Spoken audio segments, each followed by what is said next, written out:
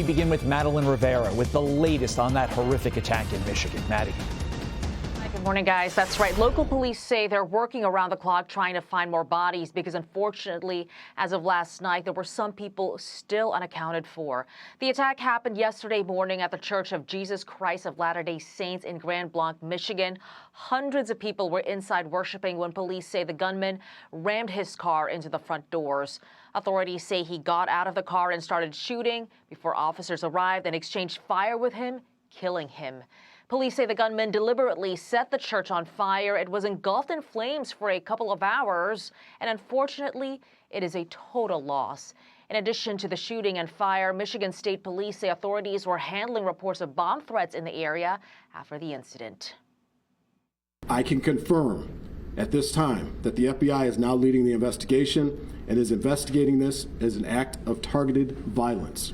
We received 911 calls about bomb threats or other indications that there was a bomb at a different location. Some of them were churches, and we've responded and cleared those locations. I'd also like to acknowledge the heroism of not only the first responders, but the people who were inside that church at the time.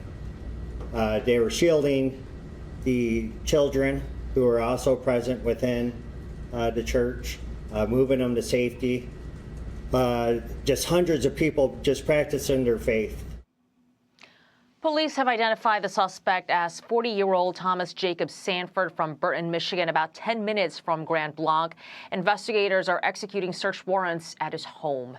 Michigan Governor Gretchen Whitmer says violence in a place of worship is unacceptable. She's ordered flags across the state to be lowered to half-staff to honor the victims. Carly and Todd. Madeleine Rivera, thank you. With that, let us bring in former Assistant FBI Director Chris Swecker. Chris, are you hearing anything from your sources as to motive in an attack that you heard a member of the FBI call targeted violence?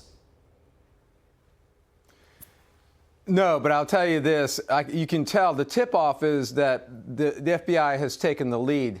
That means they're treating this as either a hate crime or an act of domestic terrorism.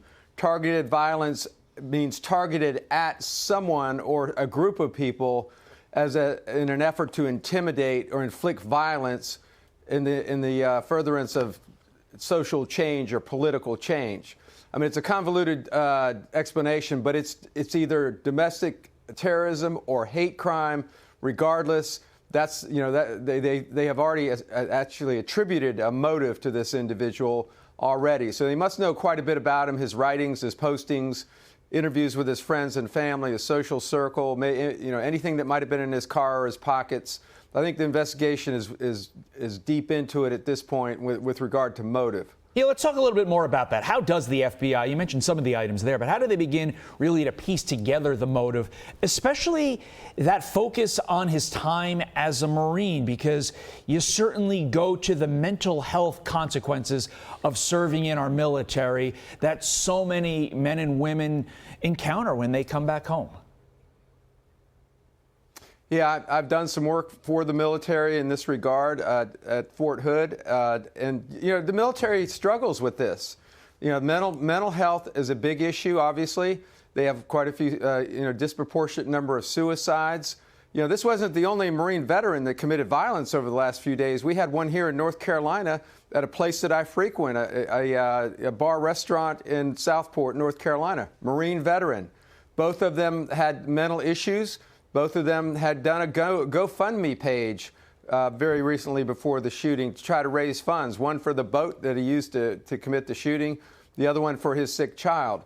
So, this is a situation of you find a manufactured grievance, if you will, and then a whole lot of stimulus from people either on the internet or even politicians, irresponsible politicians. We all know who they are.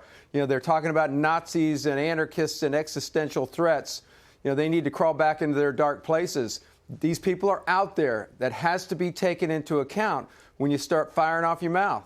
To be clear, Chris, the shooting in North Carolina, Fox News has not yet confirmed that individual was a Marine, but we're working to do that and get that to our viewers. Finally, with these recent attacks on churches, do we now need to harden places of worship like we do many schools?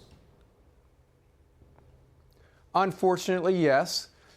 When I do school security assessments, I tell them that your first line of defense, the gold standard, is an armed off-duty police officer, preferably, or a private security guard, outside in a marked patrol unit, sitting, or at least with a marked patrol unit nearby. It's just your first line of defense. You have to have it. Among other things, access controls, security cameras, and your clergy and your deacons and your ushers all need to have some, need to be on the looking out for suspicious activities. They're sort of your ground radar, if you will, your eyes and ears.